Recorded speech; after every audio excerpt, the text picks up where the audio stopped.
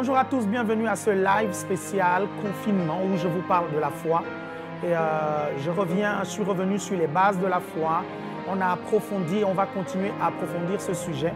Pendant ce confinement, nous allons voir ce sujet de long en large. Vous n'imaginez pas le nombre de choses qu'on doit voir sur ce sujet, sur la foi. Hier, on a vu les actions pour muscler sa foi et c'était vraiment intéressant. Vous étiez nombreux à me dire combien cette étude vous a béni. Et n'hésitez vraiment pas, à la fin du live, faites-moi savoir quand l'étude vous a béni. Ça m'encourage et je sais alors que je vous apporte des choses qui nourrissent votre foi et qui vous aident à passer à un autre niveau. Tel est mon but, vous comprenez. Chaque fois que je fais ce live, je veux vraiment vous aider. Et je vous dis souvent que s'il n'y avait que moi, j'aurais pris ma connaissance et je l'aurais déversée dans votre cœur, dans votre esprit. Ok, j'aimerais qu'on puisse passer quelques temps un peu dans la prière. On va démarrer l'enseignement là tout à l'heure dans 3-4 minutes, mais j'aimerais qu'on puisse prier tous ensemble pour une fois de plus proclamer la disparition totale de cette pandémie et la disparition totale de ce virus de la planète Terre. Allez, commençons à prier maintenant. Seigneur, merci. Alléluia, tu es vivant. La Bible déclare dans Ésaïe chapitre 6, Saint, Saint, Saint est l'Éternel des armées. Toute la terre est remplie de sa gloire. Je déclare au nom de Jésus que la terre est maintenant remplie de ta gloire. Seigneur, couvre la terre par le sang précieux de Jésus. La Bible dit dans Jean 3,16, Dieu a tant aimé le monde qu'il a donné son Fils unique afin que quiconque croit en lui ne périsse point, mais qu'il ait la vie éternelle. Seigneur Jésus, tu es mort à la croix pour le monde. Tu es mort à la croix pour l'humanité. La provision de la guérison, tu l'as donné pour l'humanité. Le salut, tu l'as donné pour l'humanité. Ton sang, tu l'as versé pour l'humanité. C'est pourquoi maintenant, je déclare que le sang de Jésus est déversé dans les rues de cette planète au nom de Jésus. Je proclame au nom puissant de Jésus l'aspersion du sang de Jésus dans les maisons.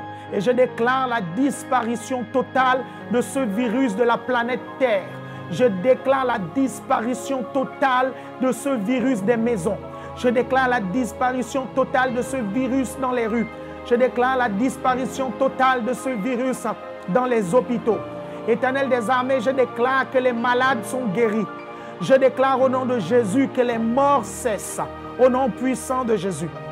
Je prends autorité sur le démon qui amène la mort dans les vies des gens. Je repousse ce démon au nom puissant de Jésus. Éternel, tu nous as dit, en mon nom, vous chasserez les démons.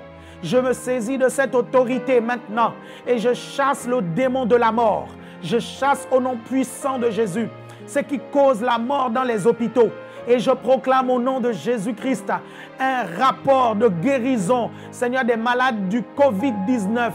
Seigneur, je déclare que ce rapport se multiplie dans les médias au nom de Jésus.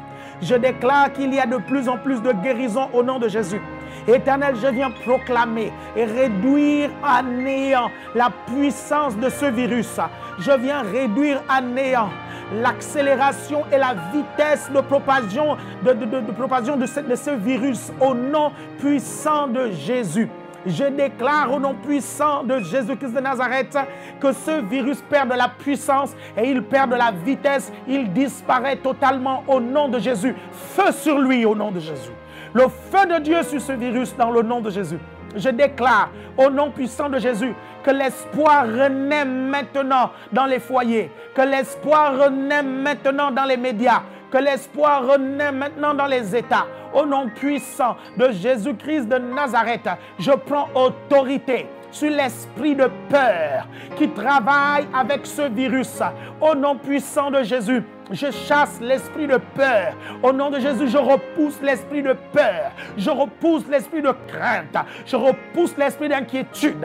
Au nom puissant de Jésus-Christ de Nazareth, que la peur disparaisse des foyers, que la peur disparaisse des vies, que la puissance de la peur disparaisse au nom puissant de Jésus-Christ de Nazareth. Éternel des armées, je prie que ta main soit étendue sur cette planète. La Bible déclare les cieux sont les cieux de l'Éternel. Il a donné la terre aux hommes. Cette planète nous appartient. Seigneur, tu nous as donné la domination. La Bible dit, l'Esprit de l'Éternel reposera sur lui. L'Esprit de Seigneurie repose sur nous. C'est pourquoi dans le nom de Jésus, je prends autorité et je déclare maintenant la paix, la guérison, la santé divine sur la planète Terre. Éternel, je viens s'aimer la confusion dans la vie des hommes dont les intérêts égoïstes animent la propagation de cette maladie et de ce virus.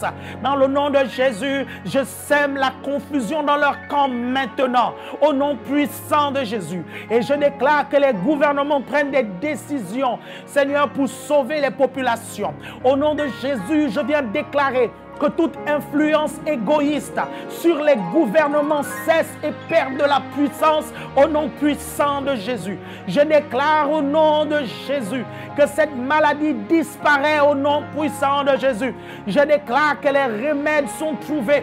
Je fais cesser toute Seigneur, tergiversation démoniaque. Je viens faire cesser toute tergiversation motivée par la méchanceté, motivée par l'égoïsme, motivée par l'envie d'avoir plus d'argent, dans le nom puissant de Jésus. Et je déclare maintenant que les intérêts de la population, que les intérêts, la santé des populations soient maintenant une priorité dans le nom de Jésus. Je déclare au nom de Jésus-Christ de Nazareth que les manigances de Satan sont maintenant brisées au nom puissant de Jésus. Je déclare que les bons remèdes sont trouvés. Je déclare la sagesse dans la médication dans le nom de Jésus, que les médecins vont donner aux malades au nom de Jésus. Je déclare, Seigneur, ta sagesse maintenant au nom puissant de Jésus. Nous marchons dans la foi et non dans la peur. Nous marchons dans la foi et non par la vue. Nous sommes des hommes de foi.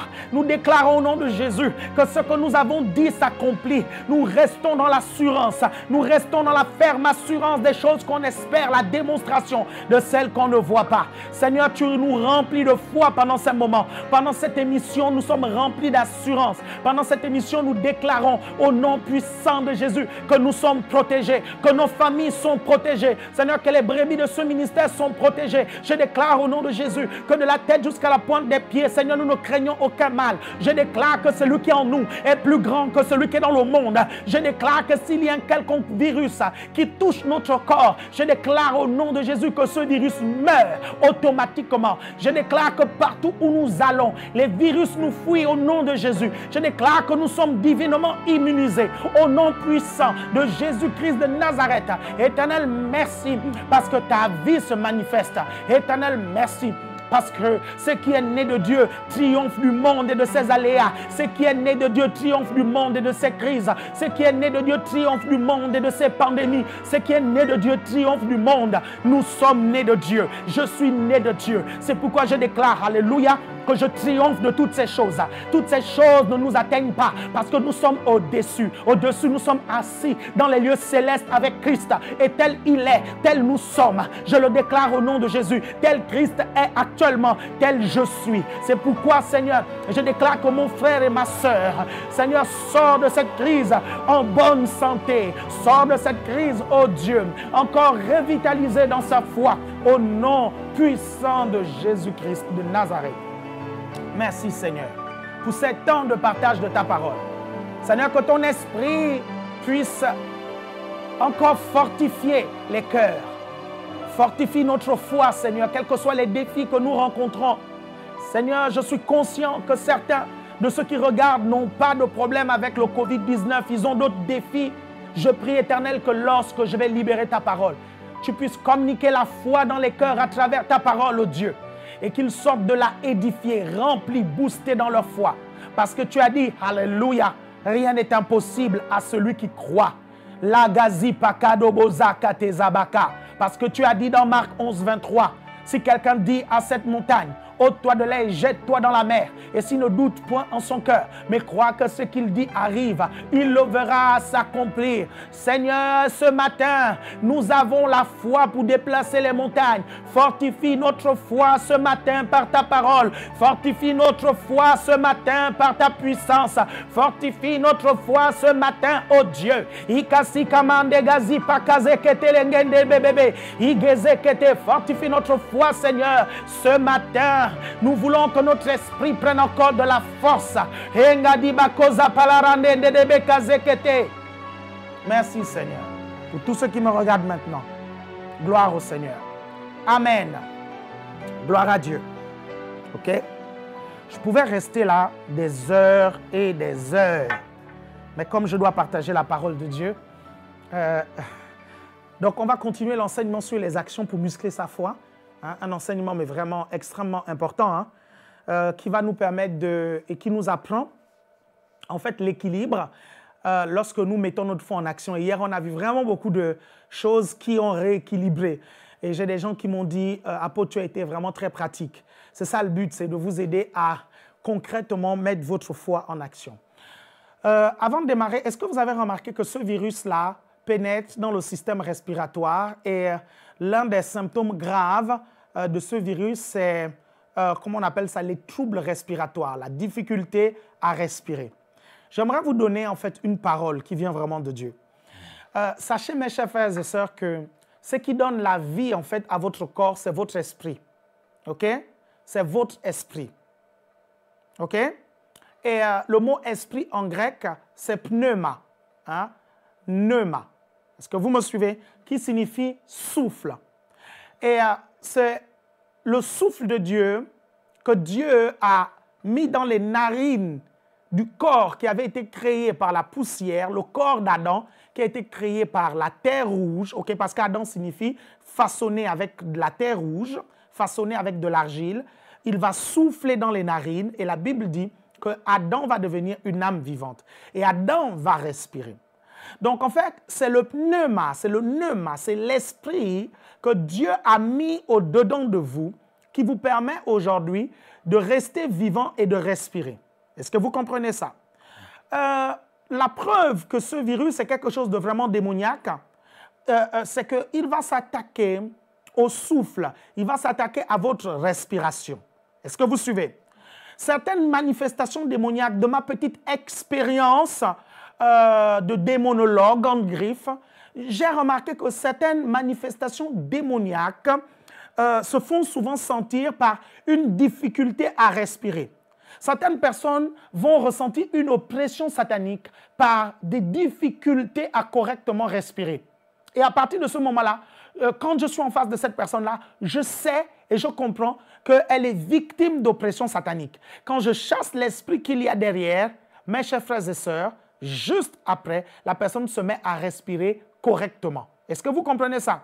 Quand votre esprit, votre âme sont oppressés, est-ce que vous comprenez? Quand votre être est oppressé, spirituellement parlant, vous pouvez avoir des problèmes de respiration. Est-ce que vous arrivez à me comprendre? Vous allez voir où est-ce que je vais en venir. Vous me dites, mais où est le rapport avec le Covid-19? Bien, le rapport, c'est que si c'est votre esprit qui vous amène à correctement respirer, à rendre votre corps vivant, si vous fortifiez votre esprit, ce virus aura du mal à mener des difficultés à respirer. En fait, comment est-ce que ça va se passer? Je ne vais pas vous expliquer ça médicalement parce que je ne suis pas médecin, mais je vais vous expliquer ça spirituellement parce que je comprends mieux les choses spirituelles que la médecine.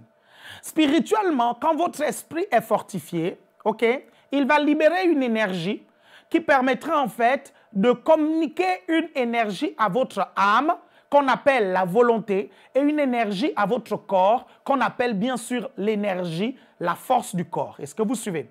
Et à partir de ce moment-là, quel que soit le virus qui a été mandaté pour troubler votre respiration, il ne pourra pas réussir. Pourquoi? Parce que votre esprit va dégager une force contraire à ce que le virus veut faire.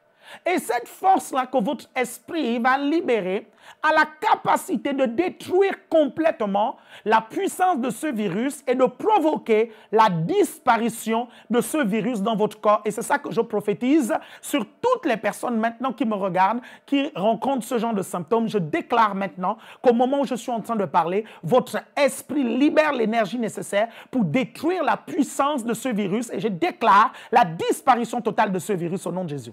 Donc, l'une des solutions et l'une des clés pour les personnes qui commencent à ressentir les symptômes, c'est quoi? Lorsque vous êtes chrétien, si vous commencez à ressentir ça, recentrez-vous sur Jésus.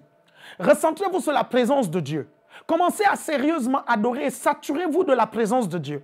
Parce qu'en fait, cette présence va donner de la force à votre esprit et votre esprit va pouvoir libérer une énergie nécessaire pour pouvoir détruire la force de ce virus. Vous savez, les scientifiques ne sont pas capables de vous dire la cause de la vie d'un virus ou d'une bactérie. Pourquoi? Qu'est-ce qui donne la vie à une bactérie ou qu'est-ce qui donne la vie à un virus? Ils peuvent vous expliquer en fait des méthodes qu'ils vont utiliser pour pouvoir ranimer une bactérie qui était dite morte ou ranimer un virus, vous comprenez? Mais ils sont incapables d'identifier exactement l'entité qu'il y a derrière le virus et derrière la bactérie ou derrière tout autre micro-organisme. Ils ont du mal. Donc là, nous comprenons, mes chers frères et sœurs, que derrière chaque micro-organisme se cache une vie spirituelle. Est-ce que vous comprenez ça? À partir de ce moment-là, si vous comprenez ça, vous pouvez prendre autorité, vous comprenez, sur l'esprit qu'il y a derrière ce micro-organisme. Vous comprenez? Le neutraliser pour que ce micro-organisme puisse mourir instantanément. Est-ce que vous arrivez à me comprendre? Mes chers frères et sœurs, n'oubliez jamais que le monde dans lequel nous vivons n'est que la marionnette du monde spirituel. N'oubliez jamais la dualité du monde. Il y a le monde spirituel et le monde physique. Ne restez pas à pareil moment. Ne restez pas dans le monde physique. Alléluia. À pareil moment, soyez dans le monde spirituel. Est-ce que vous comprenez? En étant alerte dans le monde spirituel, vous aurez la possibilité de repousser les symptômes. Est-ce que vous comprenez? Il y a certaines personnes qui vont commencer à ressentir les symptômes du Covid-19. Écoutez-moi bien, ça c'est très important. Pas parce que le Covid-19 les a touchés, pas parce que le virus les a touchés, mais parce que, en fait, l'une des forces de ce virus, c'est la peur. Et la peur est un esprit, la peur est un démon. Et l'esprit de peur va agir comme un aimant entre votre corps et le virus, l'endroit où il se trouve. Est-ce que vous comprenez ça? Quel que soit l'endroit où il se trouve. Est-ce que vous arrivez à comprendre ça? Donc, certains d'entre vous, certaines personnes vont commencer à manifester des symptômes comme si ils avaient le Covid-19 alors qu'ils n'en ont pas du tout. Est-ce que vous suivez ça? Ils vont même aller à l'hôpital, on va les examiner, on dira, premier examen, non, tu n'as pas le Covid-19. Le problème, c'est quoi? C'est que les médecins te disent que tu n'as pas le Covid-19. Ok, mais tu n'arrives pas à te débarrasser de la peur d'avoir ça. Pourquoi? Parce que la peur, c'est quelque chose qui peut s'enraciner dans l'âme. Et l'âme fait partie de vous. Dès l'instant où vous n'avez pas éduqué votre âme à repousser la peur, l'angoisse, le stress, mes chers frères et sœurs, ce truc-là va vous coller. Et à partir de ce moment-là, il va amener des conséquences graves, en fait. La peur va amener des conséquences graves qui vont attirer ce virus dans votre vie. Et après, vous allez refaire les examens. On dit, oh, finalement, vous aviez cette maladie-là. Mais le problème, c'est la peur, en fait. Débarrassez-vous de la peur, laissez l'assurance naître, laissez la foi en la protection de Dieu naître. Est-ce que vous comprenez ça? Vous n'êtes pas n'importe qui, mes chers frères et sœurs. Vous êtes des enfants de Dieu. Vous êtes assis dans les lieux célestes avec Christ. Tel il est, tel vous êtes. Est-ce que vous comprenez? L'affaire de la santé divine a été réglée il y a 2000 ans. La Bible dit, par ses meurtrissures, vous avez été guéris. Parce que vous avez été guéris, ça veut dire qu'aujourd'hui, vous êtes en bonne santé. Vous comprenez ça? Quand ce verbe est conjugué au passé, alors quels sont les bénéfices au présent et au futur? La santé divine. Est-ce que vous arrivez à me comprendre? Donc, vous êtes en bonne santé parce que le Seigneur Jésus a crucifié à la croix de Golgotha la maladie. Est-ce que vous comprenez? Hier, je regardais un tout petit peu ma prière et au tout début, j'ai crucifié la guérison et la santé à la croix de Golgotha alors qu'il fallait crucifier la maladie. J'ai dit que le Seigneur a crucifié la santé et la guérison. Non, je voulais dire qu'il a crucifié, vous comprenez, la maladie. Est-ce que vous arrivez à me comprendre? Ce sont des réalités dans lesquelles vous devez marcher. Et depuis que j'ai commencé ces lives, c'est ça que j'ai envie d'imprimer dans votre esprit. C'est ça que j'ai envie d'imprimer dans votre âme. Et si vous avez des difficultés à imprimer cela dans votre esprit et votre âme, écoutez et réécoutez ces lives.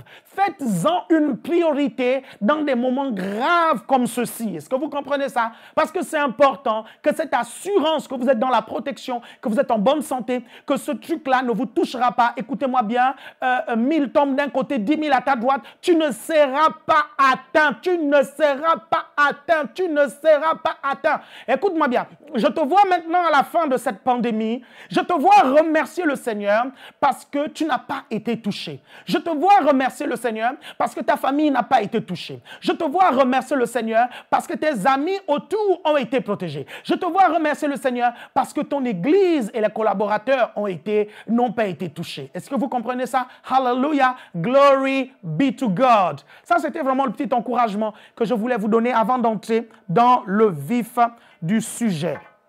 Alléluia. C'est bien, je vois beaucoup d'amen, c'est bien. Il faut dire amen à la parole de Dieu. Hein? C'est extremely important, c'est très, très, très important. OK? Puis ça lui mousse ce truc-là. OK, je vais réussir, je vais y arriver. Qu'est-ce qui s'est passé? OK, c'est bon. Gloire à Dieu.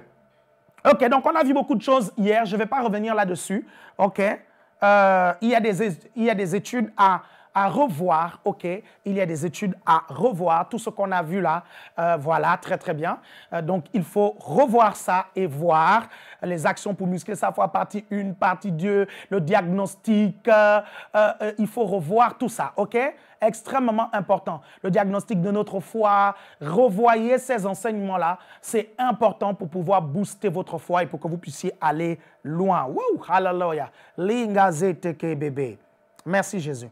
OK, donc hier, on a vu quelques erreurs que les chrétiens commettent en pensant mettre leur foi en action. Je vous laisse vraiment le soin d'aller regarder la vidéo. Je ne vais pas revenir dessus parce qu'on a beaucoup de choses à voir, OK? OK. Donc, on va voir quelques exemples de ces gens qui ont mis leur foi en action. On va voir un peu certains héros de la foi dans la parole de Dieu. Et on va voir comment appliquer cela concrètement dans les situations de notre vie. OK? On va prendre déjà le premier exemple qu'on va voir, c'est l'exemple d'Abel. Abel, le frère de Caïn, celui qui a été tué par Caïn. OK? On va voir son exemple. On va voir son exemple. Et là, on va prendre tout simplement Hébreux chapitre 12, dès le verset 22. Non, on va prendre d'abord Hébreux chapitre 11, dès le verset 4. Bon, je vais résumer l'histoire avant de lire. Je vais résumer l'histoire. L'histoire se passe dans Genèse chapitre 4. OK? Il y a deux frères, Caïn et Abel. C'est les premiers frères de l'humanité. Ce sont les enfants de Adam et Ève, les tout premiers enfants. Donc, deux frères vont être là. Donc, Caïn va faire une offrande et Abel va aussi faire une offrande à Dieu. Et l'offrande de Abel va être acceptée et l'offrande de Caïn va être refusée. Quand l'offrande de Caïn va être refusée, Caïn va se frustrer. Et quand Caïn va se frustrer, il y aura même une conversation entre Dieu et Caïn. Dieu dira à Caïn, mais pourquoi tu t'énerves? Si tu fais bien les choses, tu relèveras la tête, mais si tu fais mal, le péché tapit à ta porte. Mais toi, quand il tapit à ta porte, domine-le. OK? Domine sur lui. Est-ce que vous arrivez à me comprendre? Caïn, malgré ça, il va quand même s'énerver contre Abel. Il va sauter sur Abel et il va tuer Abel. Et là, on a vraiment beaucoup de questions. Qu'est-ce qui a, la question numéro 1, qu'est-ce qui a fait en sorte que l'offrande d'Abel soit acceptée et que l'offrande de Caïn soit refusée? OK? Retenez et ayez à l'esprit que l'offrande est un acte correspondant à notre foi. Bon, les personnes qui n'ont rien à faire là, qui sont là rien que pour critiquer et chercher la petite bête sur ce que je vais dire, écoutez, pendant toute cette émission, vous pouvez déjà partir. Vous pouvez déjà partir. Vous êtes là pour critiquer, dire encore que non, je vais parler des offrandes, je vais parler ceci. Au fait, je vais en parler là tout à l'heure. Donc, vraiment, si ça ne vous intéresse pas, vous pouvez partir, je vous assure. Il y a des personnes que ça intéresse, donc vous pouvez, ces personnes-là, laissez-les suivre leurs enseignements tranquillement et voir leur vie être bénie. OK? Parce que vous, comme je vous dis seulement, vous allez être dégoûté au ciel de savoir que vous aurez pu vivre dans une prospérité abondante et en même temps craindre le Seigneur. OK? Gloire à Dieu. Donc, certains vont se poser la question, mais pourquoi l'offrande d'Abel a été acceptée et l'offrande de Caïn n'a pas été acceptée? OK. Caïn va offrir des végétaux, OK, et Abel va offrir un animal. Et certains vont dire non, l'offrande d'Abel a été acceptée parce que Dieu n'est pas végétarien. OK? Mais non, ce n'est pas ça. Est-ce que vous comprenez? Ce n'est pas ça la réponse. Hébreux, chapitre 11, verset 4, nous donne la réponse. Ok, Hébreux chapitre 11, verset 4 nous donne la réponse. C'est par la foi qu'Abel offrit à Dieu un sacrifice de grande valeur que celui de Caïn. Par elle, il fut déclaré juste, Dieu lui-même rendant témoignage à ses offrandes.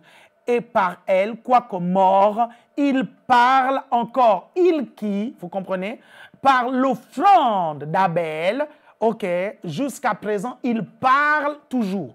C'est important que vous puissiez retenir ça. Regardez, quand vous prenez Hébreux chapitre 12, dès le verset 22, Hébreux chapitre 12, aujourd'hui on va vraiment se balader dans la parole de Dieu. Hébreux chapitre 12, dès le verset 22, la Bible dit, mais au contraire, vous êtes approchés de la montagne de Sion et de la cité du Dieu vivant, la Jérusalem céleste, des myriades d'anges, de la réunion de l'assemblée des premiers-nés inscrits dans les cieux, de Dieu, juge de tous des esprits des justes parvenus à la perfection. Regardez, verset 24, de Jésus, médiateur d'une nouvelle alliance et du sang de l'aspersion qui parle mieux que celui d'Abel. Le sang de Jésus parle mieux que celui d'Abel. Je vous ai dit la dernière fois qu'on doit comparer ce qui est comparable. Est-ce que vous comprenez ça? Et là, on compare quand même le sang de Jésus à celui d'Abel. Ça veut dire que Abel a posé un acte qui a amené son sang à parler jusqu'à ce que le sang de Jésus soit versé. Ça veut dire que de tous les sangs des humains qui ont été versés, celui d'Abel a parlé plus et celui qui a déclassé ou surclassé le sang d'Abel, c'est le sang de Jésus-Christ. Mais qu'est-ce qui a donné autant de puissance au sang d'Abel? C'est l'offrande qu'il a faite. Et qu'est-ce qui a donné de la puissance à son offrande? C'est la foi qu'il a libérée en donnant cette offrande-là. Mes chers frères et sœurs, je vais vous donner là vraiment, ce sont des clés qui vont amener vos offrandes à être agréées par Dieu. Quand je parle d'offrande, s'il vous plaît, ici je ne parle pas seulement de finances. Je parle aussi d'offrande de votre vie. La Bible dit, offrez vos corps comme un sacrifice vivant, comme une offrande. Est-ce que vous comprenez ça? Je vous parle des sacrifices que vous faites pour Dieu qui vont toucher Dieu. Il y a des personnes qui vont faire des sacrifices qui ne touchent pas Dieu parce qu'ils font ces sacrifices avec murmure et contestation. Ils ne font pas ces sacrifices avec foi. Est-ce que vous comprenez ça? Là, je suis en train de parler de tout ça. Quand je parle d'offrande, je ne parle pas, s'il vous plaît, d'argent seulement et des sacrifices que vous pouvez faire en donnant votre argent à Dieu. Je parle du sacrifice de votre temps lorsque vous servez Dieu. Ce sacrifice-là doit toucher le cœur de Dieu pour que Dieu puisse influencer les générations futures. Est-ce que vous comprenez ça? Votre investissement dans le royaume de Dieu est une offrande que vous donnez à Dieu. Mais vous devez vous investir avec la foi que ce que vous faites aura un impact dans les générations futures et que ce que vous faites plaît véritablement au Seigneur. Est-ce que vous comprenez? Quand vous faites des choses pour pouvoir faire plaisir au Seigneur, il y aura un impact dans votre vie et il y aura un impact dans les générations futures. Est-ce que vous me comprenez, mes chers frères et sœurs, à ce niveau-là? Qu'est-ce qui va faire en sorte que l'action d'Abel ait jusqu'à présent de l'impact? C'est sa foi. Vous comprenez? La Bible va dire, sans la foi, il est impossible d'être agréable à Dieu. Vous voulez faire plaisir au Seigneur quand vous le servez? Ayez la foi. Est-ce que vous comprenez que quand vous servez Dieu, vous faites plaisir à Dieu? Si vous avez la foi que lorsque vous servez dans la maison de Dieu, c'est à Dieu que vous faites plaisir, vous ne serez pas à la recherche de la reconnaissance. Vous saurez que Dieu est votre rémunérateur. J'ai l'habitude de dire aux gens qui servent dans la maison de Dieu que je ne peux pas vous récompenser pour le travail que vous faites parce que le travail que vous faites ne peut même pas être évalué. Comment peut-on monnayer la grâce de Dieu? Lorsque nous servons le Seigneur dans sa maison, on nous appelle les dispensateurs de la grâce de Dieu. Est-ce que vous comprenez ça?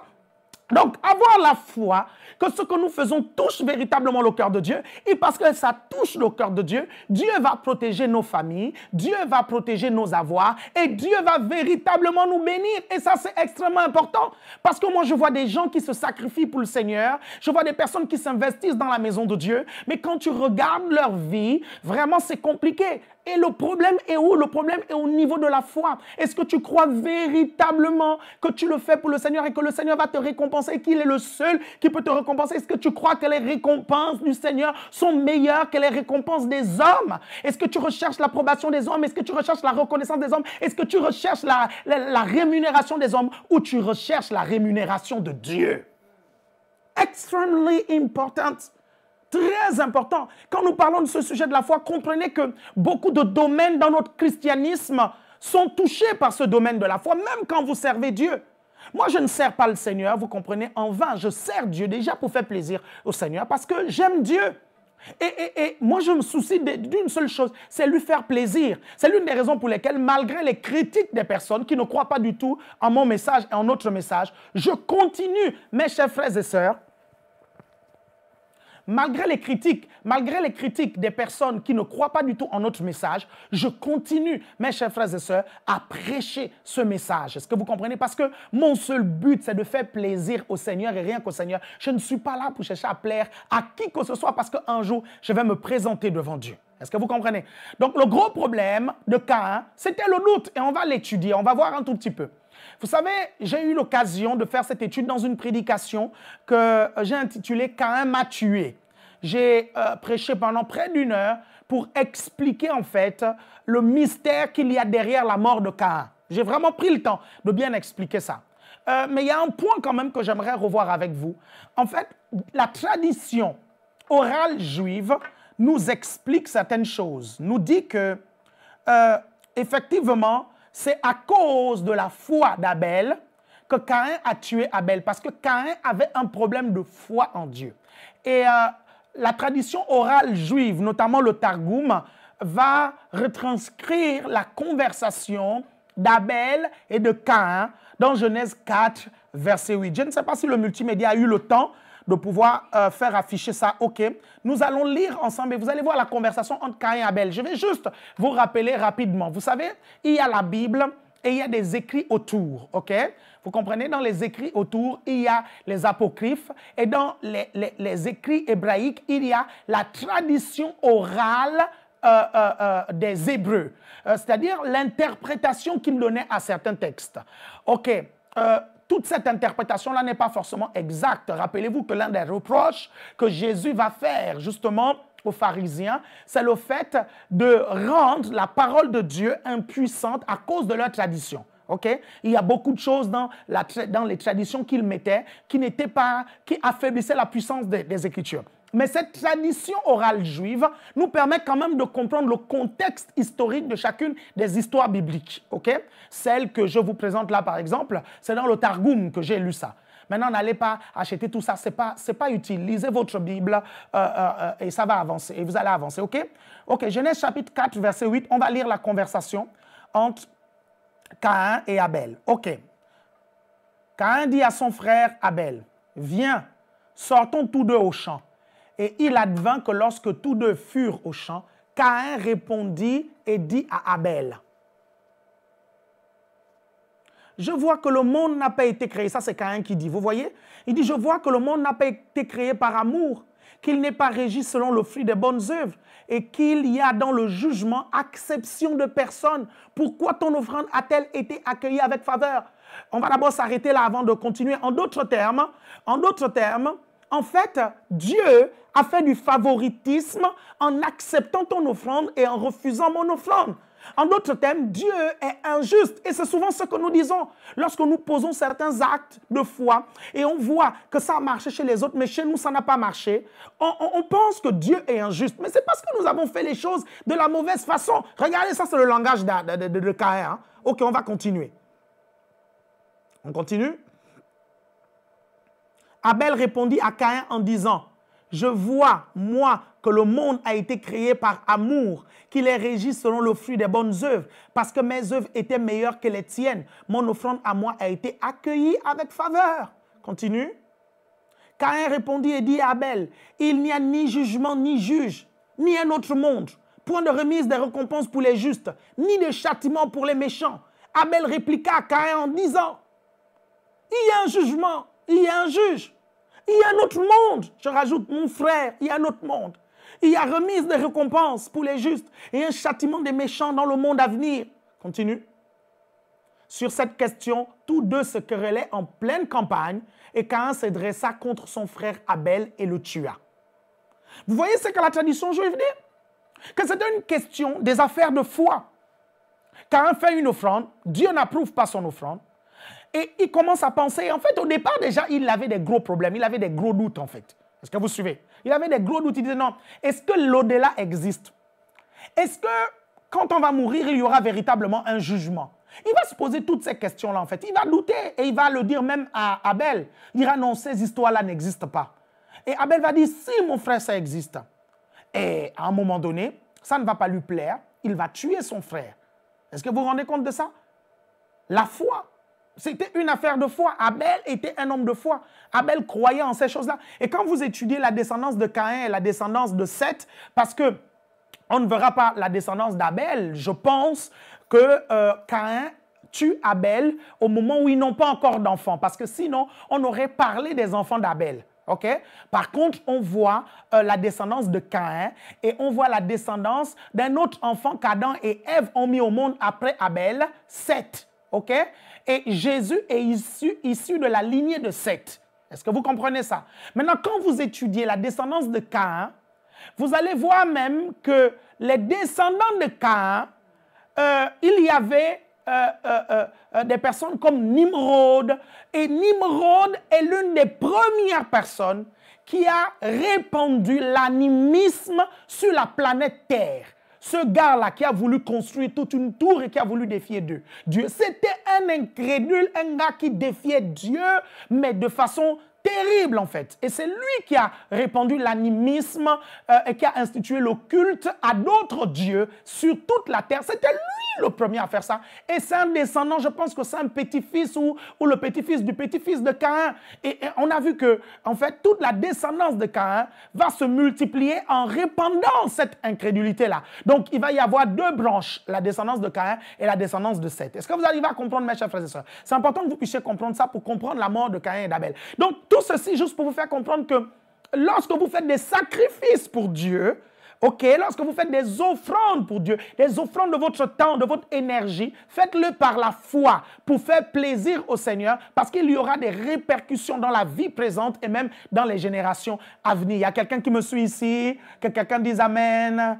Que quelqu'un dise Amen, gloire à Dieu. Ok, je sais que dans cette partie-là, je n'ai pas parlé du corona, vous suivez. Mais mes chers frères et sœurs, si vous avez servi Dieu et vous servez Dieu avec foi, Dieu va vous protéger du corona. Est-ce que vous comprenez? Gloire à Dieu, glory be to God. On va voir une deuxième personne. J'aurais voulu qu'on voit David face à Goliath. Ok, on va voir rapidement David face à Goliath parce qu'on a beaucoup de choses à voir au sujet d'Abraham et Abimelech. Ok, toutes ces personnes-là, on va revenir dessus en exemple pendant ce live, cette série de live. Gloire à Dieu. Regardez, David face à Goliath, je vais résumer, ok? On ne va pas lire, je vais juste soulever quelques points et après on va passer à Abraham parce que vraiment il y a des points très importants à voir au sujet d'Abraham. Ok, David va être en face de Goliath et il y a quelque chose qui va vraiment me faire plaisir. Vous connaissez très bien cette histoire, David va perdre les troupeaux de son père et à un moment donné, il va remarquer que Israël est en guerre contre des Philistins. Et il va voir un monsieur, un géant, qui va se mettre à insulter Israël, le Dieu d'Israël, et il ne se laissera pas faire. Il va dire, mais comment un monsieur comme ça va insulter le Dieu vivant d'Israël? Et là, il va s'inviter dans la partie, et d'ailleurs même, ses frères vont lui faire des problèmes à cause de cela. Et quand il va parler au roi, il va dire, au roi, laissez-moi l'occasion de pouvoir combattre ce géant. Le roi va le regarder, va lui dire, hé mon petit, tu vas y arriver. Et il va commencer à parler au roi des exploits qu'il a fait après avoir reçu l'onction de la part de Samuel. Il dira qu'il a tué l'ours avec ses mains, il a tué le lion avec ses mains. Et le roi va le regarder, va lui dire, ok, vas-y mon petit, bonne chance. Et voilà David qui se trouve en face de Goliath.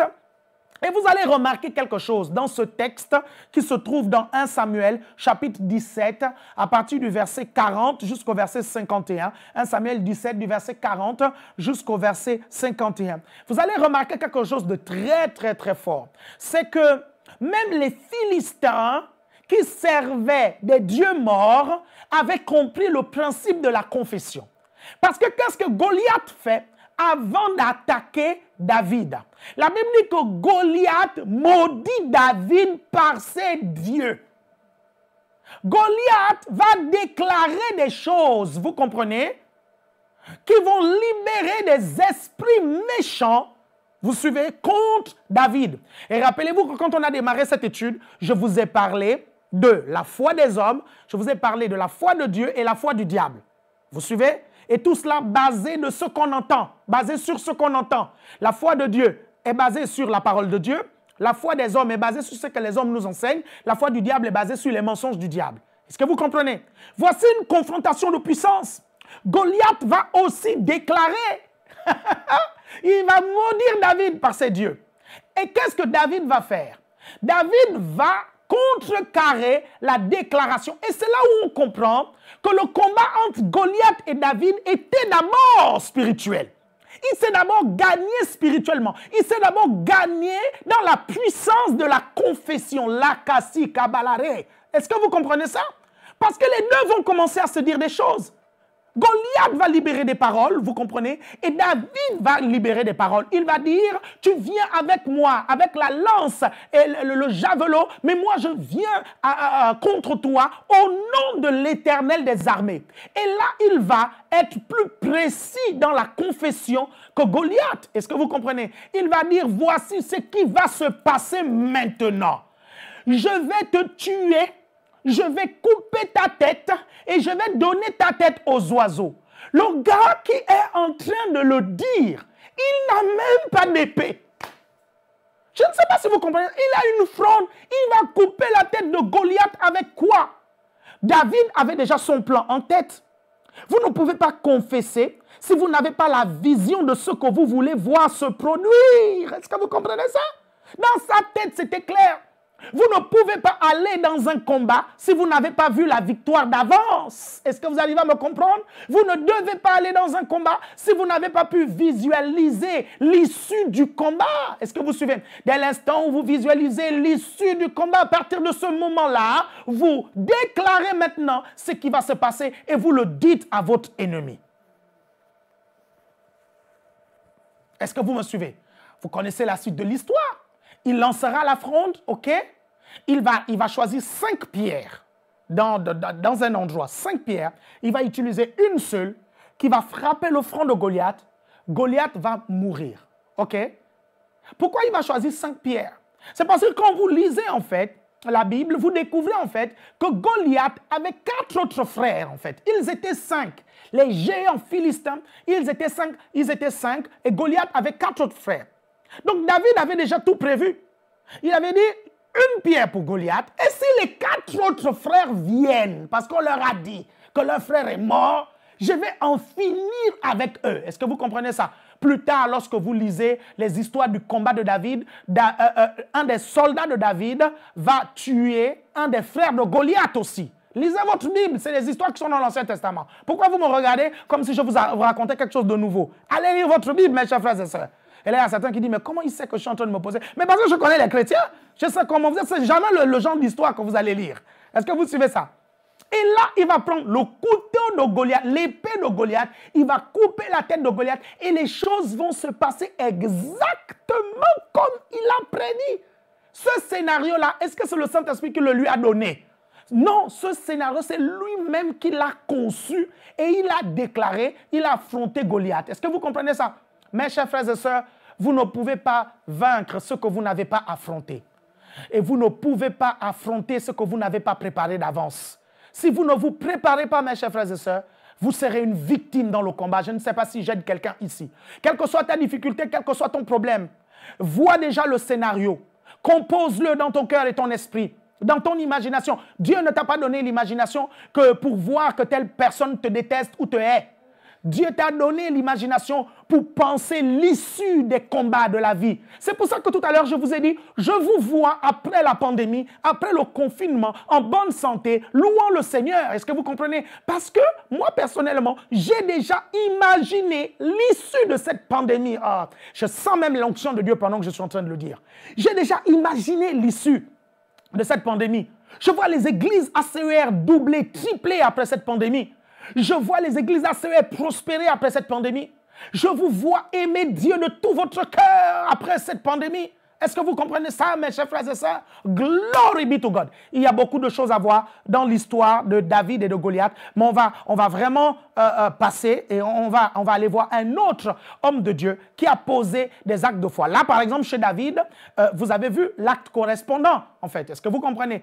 L'acte correspondant, vous allez voir beaucoup de choses là-dedans. Déjà, il a conçu, ok, il a visualisé, après il a déclaré, et après la Bible dit qu'il a foncé vers Goliath, ok? Il n'a pas reculé, hein?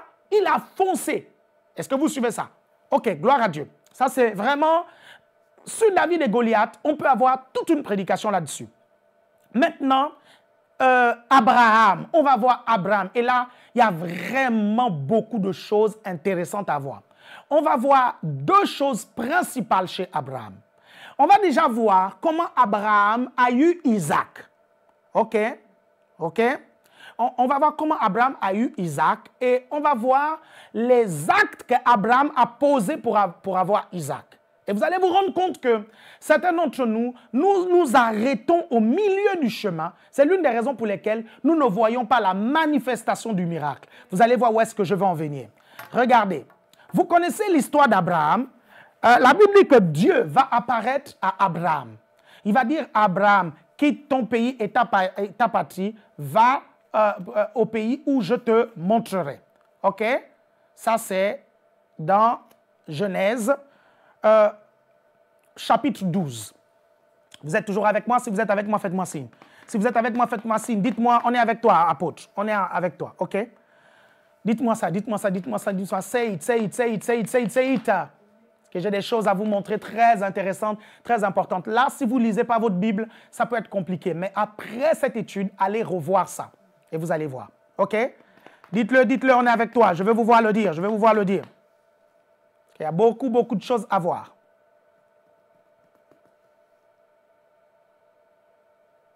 Regardez. I'm going to take my notebook. OK? Pardonnez mon anglais. Hein. Moi, je suis français d'origine Nzebi.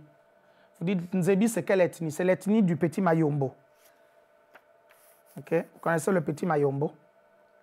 Tu vois? Tu vois les retombées? Erreur, erreur, erreur, erreur.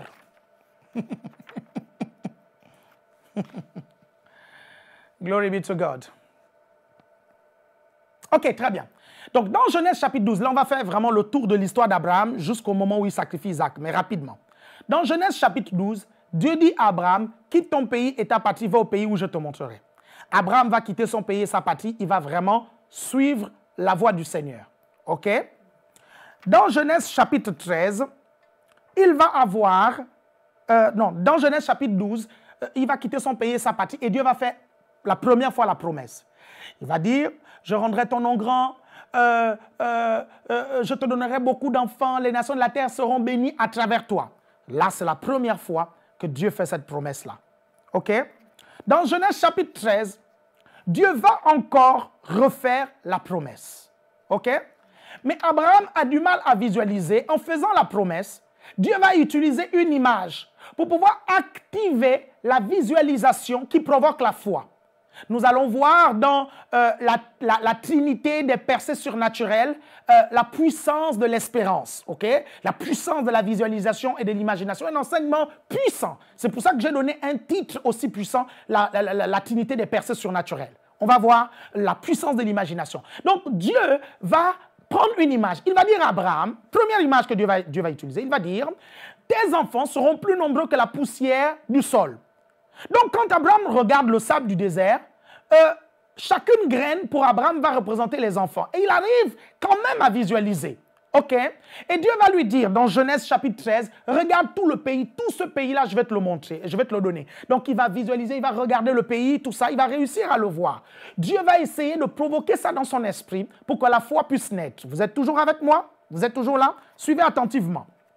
Regardez, ensuite, dans Genèse chapitre 15, Dieu va encore refaire la promesse. Il va encore lui dire, je rendrai ton nom grand, je te donnerai beaucoup d'enfants, machin, tout ça. Là, Dieu va utiliser maintenant une deuxième image, les étoiles. Il va dire, regarde les étoiles, essaie de les compter, hein, je paraphrase, tes enfants seront aussi nombreux. Et là, il va visualiser aussi. Peut-être que la visualisation des enfants d'Abraham à travers la poussière n'avait pas dégagé assez de force dans son esprit. Dieu a dit, mais regarde les étoiles. Est-ce que vous comprenez ça? Il a vu les étoiles et peut-être derrière chacune des étoiles, il a vu une étoile Alain Patrick, il a vu une étoile Pasteur Yvon, il a vu une étoile Pasteur Paulette, il a vu une étoile Pasteur Isaac, il a vu une étoile Pasteur Elvis, il a vu une étoile, etc. Et il t'a vu. Est-ce que vous comprenez? Vous arrivez à me comprendre parce que nous sommes descendants d'Abraham. Ça, c'est la troisième fois que Dieu fait la même promesse et le gars est stérile. La femme est stérile, lui, il est stérile, il commence à être âgé à un moment donné. Il dit même à Dieu, mais comment cela va-t-il se faire? Parce que moi, mon héritier, c'est même mon esclave Eliezer. Vous êtes toujours avec moi? Vous me suivez attentivement? OK. Dans Genèse, chapitre 17, Dieu va faire encore la promesse pour une quatrième fois. Cette fois-ci, dans Genèse, chapitre 17, Dieu ne va plus demander à Abraham de visualiser. Vous comprenez? Dieu va amener Abraham à désormais confesser. Parce que dans Genèse 17, il n'est pas question d'une image que Dieu montre. Il est question maintenant du changement de nom. Tu ne t'appelles plus Abraham, mais tu t'appelles maintenant Abraham. À partir de maintenant, tout le monde va t'appeler Abraham, qui signifie père d'une multitude. Et Dieu va dire, ta femme Sarah va s'appeler maintenant Sarai, qui signifie aussi mère d'une multitude. Voici Dieu qui va pousser Abraham à non seulement visualiser, mais à commencer à parler.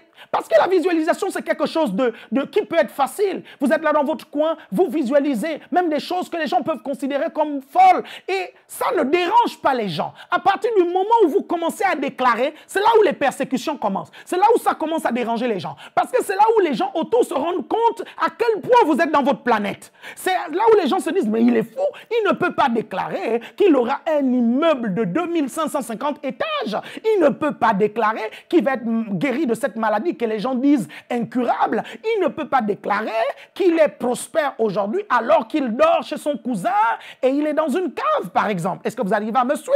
Dieu va pousser donc Abraham à maintenant déclarer, ok? On a vu les étapes, vous comprenez, dans les premières études, de la manifestation de la foi, ok? Vous la concevez dans votre esprit, vous imaginez, ok? Et après, la foi va naître. Vous êtes toujours avec moi? Ok, très bien. Donc, il va s'appeler maintenant Abraham et sa femme Sarai. Vous êtes toujours là? Vous allez maintenant voir quelque chose de très important. Abraham a visualisé. Pendant toutes ces années, Dieu lui a montré la poussière. Il n'a pas eu d'enfant. Dieu lui a montré les étoiles. Il n'a pas eu d'enfant. Il a eu la parole de Dieu. Dieu lui a parlé. La parole était dans son esprit. Dieu lui a parlé. Il n'a pas eu d'enfant. Vous suivez ça? Regardez maintenant ce qui se passe après le changement de nom. Regardez ce qui se passe. On va revoir autre chose. Suivez-moi attentivement, extrêmement important. Abraham a 86 ans et Ismaël naît. OK? Genèse chapitre 16, verset 16. Naissance d'Ismaël. Par une histoire que Sarah avait fabriquée. Il a donné Agar, vous connaissez l'histoire, et jusqu'à présent on paye les pots cassés de la naissance d'Ismaël à travers Agar. Vous êtes toujours là. Abraham a 86 ans et il s'appelle Abram. À 99 ans, il devient Abraham. Ça veut dire que quand il devient Abraham, ok, Ismaël a alors 99 moins 86. Ça fait combien, s'il vous plaît, dans ce studio? Répondez rapidement. 99 moins 86. Combien? 13. Ça veut dire alors que quand il devient Abraham, dans Genèse 17, 1, Ismaël a 13 ans. Vous êtes toujours avec moi? Très bien. Et à 100 ans, Isaac va naître. C'est Genèse 21, verset 5 qui nous le dit. Qu'est-ce qui est puissant là? C'est que à 99 ans, Dieu change son nom et à 100 ans, Isaac naît.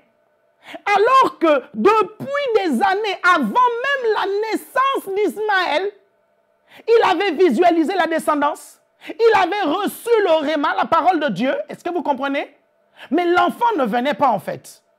Qu'est-ce qu'on retient? On retient que la foi se manifeste et libérée plus rapidement lorsqu'on appelle les choses qui n'existent pas comme si elles existaient. Parce que c'est 9 mois plus tard, 1 an plus tard, vous comprenez, que directement Isaac va naître. Vous suivez ça? Pendant toutes ces années, il avait les promesses. Pendant toutes ces années, il visualisait. Pendant toutes ces années, il croyait. Mais c'est dès que Dieu change son nom qui va le pousser à appeler les choses qui n'existent pas comme si elles existaient, qu'à partir de ce moment, quelques mois plus tard, Isaac va naître. Et vous allez voir, ce n'est pas le seul acte correspondant qu'Abraham va poser. On va voir le deuxième acte correspondant qu'Abraham va poser. Restez toujours avec moi, mes chers frères et sœurs. On est en train d'étudier les Écritures. Ceux qui connaissent les Écritures sont en train de se régaler. OK? Ceux qui ne connaissent pas, ils sont là, ils disent, oh là là, vraiment, oh là là. Regardez, vous prenez maintenant Genèse, chapitre 20, à partir du verset 9. Et là, on va lire. Wow, j'aime la parole de Dieu.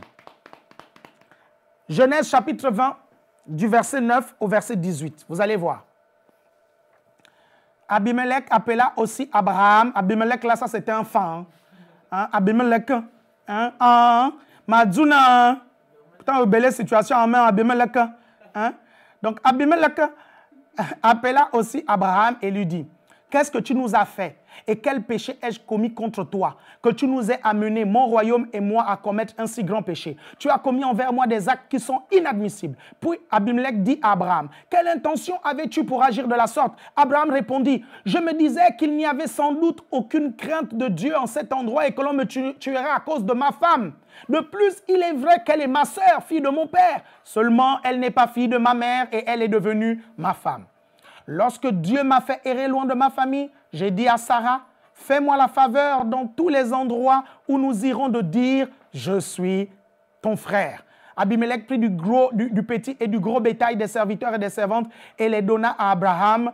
Il lui rendit aussi sa femme Sarah.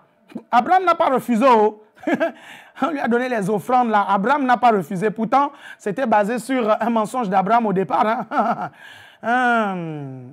Abimelech dit, voici mon pays devant toi, habite où il te plaira. Il dit à Sarah, je donne à ton frère 1000 pièces d'argent, cela te sera un voile sur les yeux pour tous ceux qui sont avec toi, ainsi ton honneur sera sauf. Abraham pria Dieu qui guérit, regardez verset 17, Abraham pria Dieu qui guérit Abimelech, sa femme et ses servantes, et elles purent enfanter, car l'Éternel avait frappé de stérilité toute la maison d'Abimelech à cause de Sarah, femme d'Abraham. Ok, très bien, regardez-moi attentivement, je vais rapidement vous expliquer cette histoire. Donc Abraham va au pays d'Abimelech, et comme Sarah, sa femme, était vraiment belle, comme Sarah, sa femme, était vraiment belle, Abraham dira à Sarah, écoute, quand on arrive au pays d'Abimelech, dis à Abimelech que tu es ma sœur, que tu n'es pas ma femme. Parce que si tu dis que tu es ma femme, ils vont me tuer pour te prendre pour femme. OK? Et il dit effectivement, ils disent aux gens là-bas, non, c'est ma sœur, c'est ma sœur. Et Abimelech, je pense, va prendre Abraham, va prendre Sarah, tout ça. Et ce qui va se passer, c'est que Dieu va frapper de stérilité toute la maison d'Abimelech. C'est-à-dire la femme d'Abimelech, la femme des serviteurs d'Abimelech, machin, tout ça. Ils vont tous être stériles. Est-ce que vous comprenez ça? On a l'impression que cette histoire-là se passe en quelques semaines ou en quelques mois. Si cette histoire se passe en quelques semaines ou en quelques mois, je suis en train de me demander vraiment c'était quel type de stérilité. Parce que pour se rendre compte que quelqu'un est stérile, c'est pendant plusieurs mois en fait. On remarque que les enfants ne viennent pas. Est-ce que vous suivez? Peut-être même quand j'étudie bien l'histoire, les serviteurs d'Abimelech, Abimelech lui-même a été frappé d'impuissance. Est-ce que vous comprenez? Je vous assure, hein, peut-être qu'ils ont été frappés d'impuissance et ils se sont dit non, mais il y a un problème. Jusqu'à ce que Dieu apparaisse à Abimelech. Il dit non, mais ce gars-là, attention, je ne sais pas si, dans cette histoire-là Dieu apparaît, mais en tout cas, Abimelech se rend compte. Non, parce que je n'ai pas envie de mélanger avec l'histoire d'Isaac, parce qu'Isaac va vivre à peu près la même chose. OK? Isaac va vivre à peu près la même chose. Donc, en tout cas, une chose est claire dans cette histoire. Abimelech et sa famille vont être frappés de stérilité. OK? Et Abimelech va s'en rendre compte, il va appeler Abraham, il va dire, mais non, mais en fait, cette dame-là, c'est ta femme parce que moi, j'ai été frappé de stérilité. Ce qui va se passer, c'est quoi? C'est qu'Abraham va avouer. Et regardez maintenant ce qui se passe après. La Bible va dire au verset 18, retenez bien ça, verset 18, verset 17 déjà, Abraham pria Dieu qui guérit Abimelech, sa femme. OK? Donc, Abraham est stérile, lui et sa femme, mais il va prier pour des gens stériles. Est-ce que vous arrivez à comprendre ça?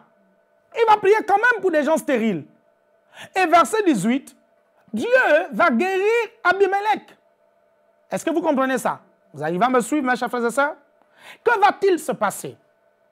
Par cette action, Dieu va faire grandir la foi d'Abraham concernant la guérison de la stérilité. Parce que dans votre ministère, quand vous voyez des gens être guéris dans un domaine dans lequel vous luttez, votre foi ne fait que grandir. Vous vous dites, si Dieu a fait cela avec les personnes pour qui moi, là, j'ai prié, il peut le faire avec moi. Est-ce que vous comprenez ça? C'est pour ça que je vous dis souvent, l'une des façons de faire grandir sa foi, c'est de prier pour les autres. Que vous rencontriez ce problème ou pas, priez pour les autres. Si vous priez pour quelqu'un pour un problème que vous ne rencontrez pas, le jour où vous le rencontrerez, vous aurez la foi pour vaincre ce problème parce que vous avez déjà manifesté la foi pour vaincre ce problème. Est-ce que vous me suivez? Regardez maintenant le verset 18. Terrible, terrible, terrible le verset 18. Verset 18. Car l'Éternel avait frappé de stérilité toute la maison d'Abimelech à cause de Sarah, femme d'Abraham. Regardez, quand on voit ce passage, on se dit que Dieu a frappé de stérilité la maison d'Abimelech parce que Abimelech a pris Sarah pour femme. Mais regardez, quand vous voyez la suite, c'est-à-dire Genèse chapitre 21, verset 1, vous comprenez que Dieu a orchestré cette situation pour que Abraham mette sa foi en action, vous comprenez, contre la stérilité afin de voir des enfants naître. Est-ce que vous suivez? Parce que pourquoi juste après, c'est-à-dire après le verset 18 du chapitre 20, nous avons Genèse 21, verset 1, qui nous dira « L'Éternel intervint en faveur de Sarah, comme il l'avait dit, et l'Éternel agit pour Sarah selon sa parole. Sarah devint enceinte et donna un fils à Abraham dans sa vieillesse. » En d'autres termes, cette histoire de la grossesse de Sarah va avoir un lien avec le fait qu'Abraham prie pour Abimelech et sa famille. Parce que les deux passages sont collés. Et vous savez, dans les Écritures, il n'y a pas forcément les virgules, les choses comme ça. Les histoires s'enchaînent. Est-ce que vous comprenez? Parfois selon un ordre chronologique, parfois pas selon un ordre chronologique, mais là, il y a un ordre chronologique. Est-ce que vous arrivez à comprendre ça? Qu'est-ce que je veux dire alors par là? Parfois, l'acte correspondant, c'est tout simplement prier pour des gens qui rencontrent le même besoin que toi. Ou aider les gens qui rencontrent le même besoin que toi. Je vais te prendre un exemple très simple. Tu as besoin de 10 000 euros pour pouvoir monter une entreprise et que tu rencontres quelqu'un qui a besoin de 100 euros pour pouvoir monter une entreprise. Si tu as besoin de 10 000 euros, certainement tu as 100 euros. Donne 100 euros à la personne qui a besoin de 100 euros pour monter une entreprise, pour voir son entreprise monter. Et tu verras, ton entreprise aussi va avoir les 10 000 euros dont tu as besoin. Est-ce que vous arrivez à me comprendre, mes chers frères et sœurs? Ce passage biblique nous montre clairement que c'est important de prier pour les autres pour que notre foi se développe. Est-ce que vous êtes toujours avec moi? Est-ce que vous êtes toujours avec moi? Bon, on n'a plus le temps de voir la femme à la perte de sang. On aura l'occasion de voir cette histoire au fur et à mesure. OK?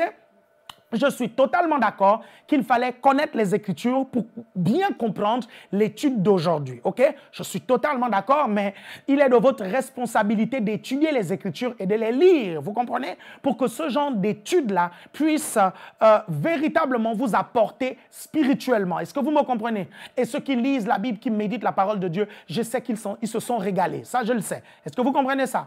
Vraiment, que le Seigneur vous bénisse, ok? Sachez que l'action va muscler votre foi, ok?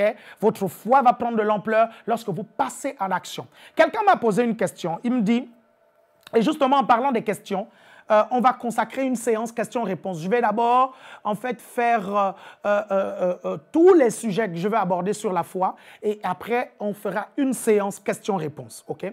Quelqu'un m'a posé la question, il me dit, Pasteur Alain Patrick, hier, tu as projeté un schéma d'une personne musclée, qui a une foi musclée, et d'une personne maigre, qui a une foi maigre. Mais tu n'as pas mis le schéma des obèses. Est-ce que ça existe, les obèses, spirituellement? Oui, ça existe. Les obèses spirituels, ce sont des personnes qui ont une grande foi qui n'est pas exercée. OK? Rappelez-vous, le muscle naît quand on l'exerce. Vous suivez? Donc, la grande foi naît comment? En emmagasinant beaucoup d'informations sur Dieu, sur ce que nous sommes en Jésus-Christ. Les chrétiens qui connaissent beaucoup de choses sur Dieu, ils sont même capables de citer les versets bibliques et ils ne mettent pas en pratique ce qu'ils connaissent. Ils vont ressembler à des obèses spirituels. OK? Maintenant, je vais vous le redire. Certaines personnes se disent, oui, mais si je ne rencontre pas des difficultés dans un domaine, je n'ai pas besoin de mettre ma foi en action dans ce domaine. Mais tu connais des gens qui rencontrent des difficultés dans ce domaine, prie avec ces personnes-là. Comme ça, tu développeras la foi dans ce domaine-là. Est-ce que vous suivez? Sinon, tu vas emmagasiner plein de prédications, plein d'enseignements. Et dans le monde spirituel, en vérité, tu es un obèse spirituel et tu n'as pas de muscle du tout. Écoutez-moi bien, ce n'est pas parce que tu es gros que tu es fort. Hein. Ne suivez pas cette expression en français. On qualifie quelqu'un de gros, de fort. Est-ce que vous suivez ça? Tu es gros, tu n'es pas fort. C'est comme ça, en fait. Est-ce que vous comprenez ça? C'est juste pour atténuer, pour ne pas blesser les gens. Vous comprenez? Comme quand on dit les noirs, les blacks. Est-ce que vous comprenez? Les noirs, est-ce que vous suivez? Tu es noir, les blacks. OK? Alors, vous me suivez? Les prostituées, on dit les professionnels du sexe. Hein? Comme ça qu'on dit ça. Les professionnels du sexe. OK? Comment on appelle ça? Les gens qui ont des problèmes psychiatriques, là, qui parlent tout seuls. Oui, mais il y a un nom technicien qu'on utilise. Ouais, malade mental encore, c'est machin. Il y a un autre mot. Ah, je ne sais pas. Bon, il y a un mot qu'ils utilisent là pour ne pas choquer les fous. La personne est fou, elle est folle. Donc, c'est la même chose. Le problème, c'est que parfois, on utilise des termes qui vont prêter à confusion. Est-ce que vous arrivez à me suivre, mes chers frères et sœurs? Glory be to God. OK, quelques annonces quand même. Quelques annonces. La semaine prochaine, donc, je vais vous parler de la trinité des percées surnaturelles. OK? Ou des ingrédients de la foi. Vous allez voir, soit les deux, soit les ingrédients de la foi, soit la trinité des percées surnaturelles, pour continuer ce thème extrêmement important et extrêmement vaste sur la foi. Annonce très importante, très importante, c'est que dès la semaine prochaine, je diffuserai rien que sur YouTube, le YouTube d'Évangile TV. La semaine prochaine, je ne diffuserai rien que sur ça. Je ne diffuserai pas sur Instagram, je ne diffuserai pas sur Facebook. Est-ce que vous comprenez?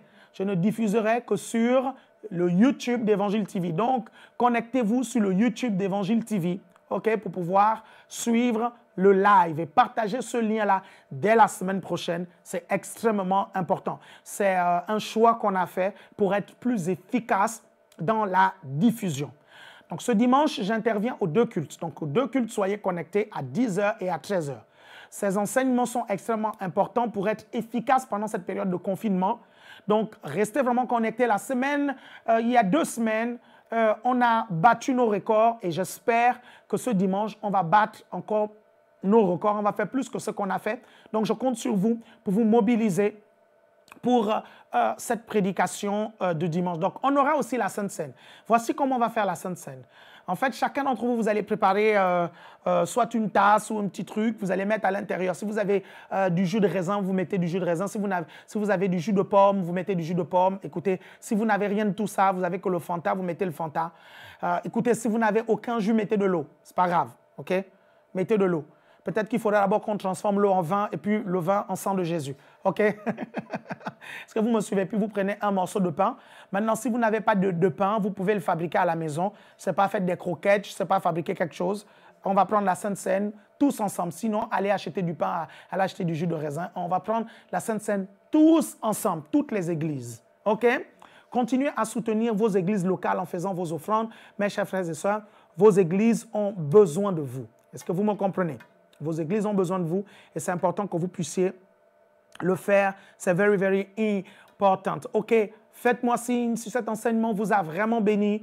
J'ai besoin de le savoir pour me motiver encore plus à vous donner plus. Je vous ai dit que pendant tous ces lives, je vais être très généreux en ce qui concerne la connaissance dans les principes de la foi. Je vais être vraiment généreux. Amen. Que le Seigneur vous bénisse. Il y avait la réalisation, la sœur Cindy Falia, la supervision générale, la sœur Sabrina Samidi. Il y avait la caméra, le frère Kevan, aux lumières, le frère Jimmy De Souza. Il y avait l'assistana, la sœur Angela Piuti. Et moi, je suis l'apôtre Alain Patrick. Je vous dis à dimanche pour les 2 cultes, puis mardi, mercredi, jeudi pour une autre série de live confinement sur la foi. Que le Seigneur vous bénisse. Si vous voulez soutenir cette émission, n'hésitez pas à faire un don sur le PayPal d'Évangile TV. Vous faites un don, vous pouvez payer par carte bleue ou par PayPal, etc., afin que nous puissions continuer à améliorer cette diffusion, comme vous avez remarqué, toutes les améliorations que nous avons pu faire. Que le Seigneur vous bénisse. Je vous souhaite de passer une agréable après-midi, merci beaucoup, dans la présence de Dieu. Ciao, bye bye.